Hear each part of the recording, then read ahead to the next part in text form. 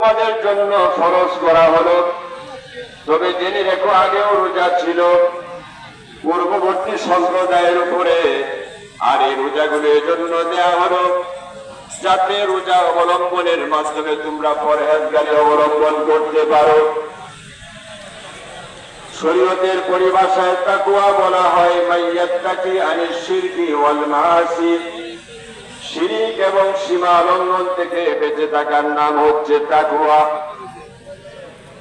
সুতরাং আমার ভাইয়েরা, দীর্ঘ একটি মাস আমরা একসাথে সেহরি গ্রহণ করেছি, একসাথে আমরা ইফতার গ্রহণ করেছি। সুবহে সাদিক থেকে সূর্যাস্ত পর্যন্ত যাবতীয় ভোগ পণ্য থেকে আমরা বিরত থেকেছি শুধুমাত্র আল্লাহ তাআলার সন্তুষ্টির জন্য।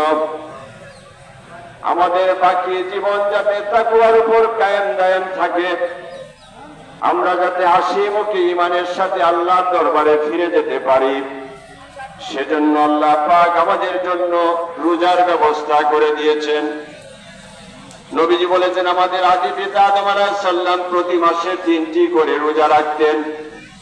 বাংলাদেশের মানুষ যদি, মুসলিম উম্মাহ যদি আমার পরে রমজানের একটি মাস রোজা রাখলো, আর এই শাওয়াল মাসে 6টা রোজা রাখলো, আদি পিতা যেমন বছরে তিনি 36টি রোজা রাখতেন, এই রমজানের এক মাসের রোজা আর শাওয়ালের 6টি নফল রোজা যারা রাখলো, আল্লাহ পাক সারা বছর রোজা রাখার সমপরিমাণ সওয়াব তাদের আমলনামায় দিয়ে দিবেন। বলেন সুবহানাল্লাহ।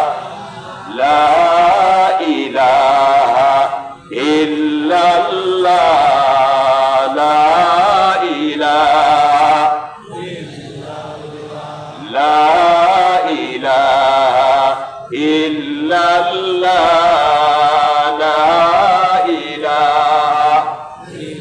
আমরা কেউ দাঁড়ায় না থাকি, লা ইলাহা ইল্লাল্লাহ, লা ইলাহা ইল্লাল্লাহ, লা ইলাহা ইল্লাল্লাহ, লা ইলাহা ইল্লাল্লাহ। আশহাদু আন লা ইলাহা ইল্লাল্লাহ ওয়া আশহাদু আন্না মুহাম্মাদান আবদুহু ওয়া রাসূলুহু। আল্লাহ রাব্বুল আলামিন বলেন, শাহরু রমাদানাল্লাযী উনজিলা ফীহিল কুরআনু হুদাল লিন-নাস। এই রমজান মাসে কোরআনে কারীম নাযিল করা হলো, কারণ এই কোরআন হলো তাম পৃথিবীর সকল মানুষের জন্য হিদায়াতের উৎস। বলেন সুবহানাল্লাহ। আমরা যারা কোরআন মুখস্থ করতে পারি নাই, নবীজি বলেন যারা রমজানের রোজাগুলো রাখলো, তারাবির নামাজ, কিয়ামুল লাইল আদায় করলো, কোরআন শুনলো, আল্লাহ পাক এই কোরআন শোনার কারণে, রোজা রাখার কারণে, তারাবির সালাত আদায় করার কারণে তার অতীত জীবনের সমস্ত গুনাহগুলো মার্জনা করে দিবেন। নবীজি বলেছেন যারা শেষ 10 দিনে ইতিকাফ করলো, আল্লাহ পাক তাদেরকেও তিনি ক্ষমা করে দিবেন। আমার ভাইয়েরা, নবীজি বলেছেন যারা লাইলাতুল কদর পেয়ে গেল, আল্লাহ পাক তাদেরকে তিনি ক্ষমা করে দিবেন।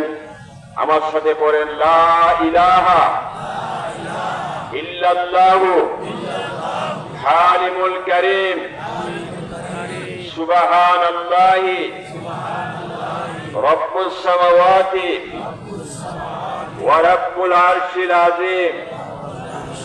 নবীজি বলেছেন এই দোয়া যিনি পড়বেন, আল্লাহ পাক লাইলাতুল কদরের বরকত তাকে দান করবেন। আল্লাহর হাবিব বলেছেন বছরের অন্য দিন এশার 4 রাকাত ফরজের পরে 2 রাকাত সুন্নতের পরে কোন মুমিন যদি 4 রাকাত নফল নামাজ আদায় করেন, লাইলাতুল কদরের রাত্রিতে তাহাজ্জুদের নামাজের মতো নামাজে ব্যক্তি বাইতুল মুকাদ্দাস মসজিদের মধ্যে সারা রাত্র জেগে আদায় করলো, আল্লাহ পাক তার আমল নামায় সেই পরিমাণ সব দান করবেন। বলেন সুবহানাল্লাহ।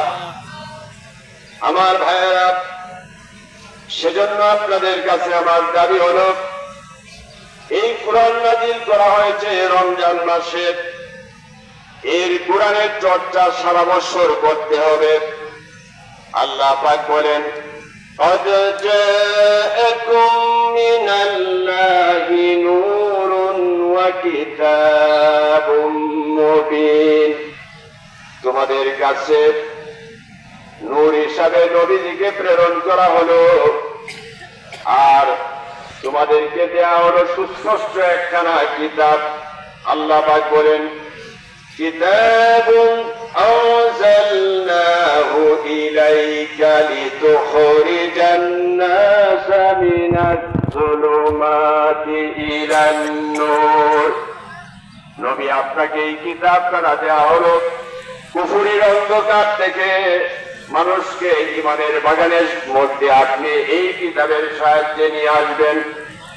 আল্লাহ পাক বলেন, وَيُنَزِّلُ مِنَ الْقُرْآنِ مَا هُوَ شِفَاءٌ وَرَحْمَةٌ لِّلْمُؤْمِنِينَ।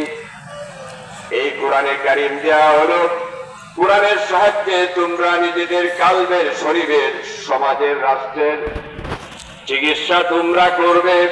এই কোরআন হলো মুমিনদের জন্য রহমত স্বরূপ। নবীজি বলেছেন, আমার উম্মতের মধ্য থেকে প্রতিদিন যারা কোরআনে কারীমের কম করে হলেও 50টি আয়াতে কারিমা তেলাওয়াত করবে, এই মানুষদের এরা কোনদিন আল্লাহ পাক তাদেরকে কোনদিন গাফেল করবেন না। ঈদের রাত্রিতে আমাদের দেশে অনেকে নাচ গান করে মটকা ফুটায়,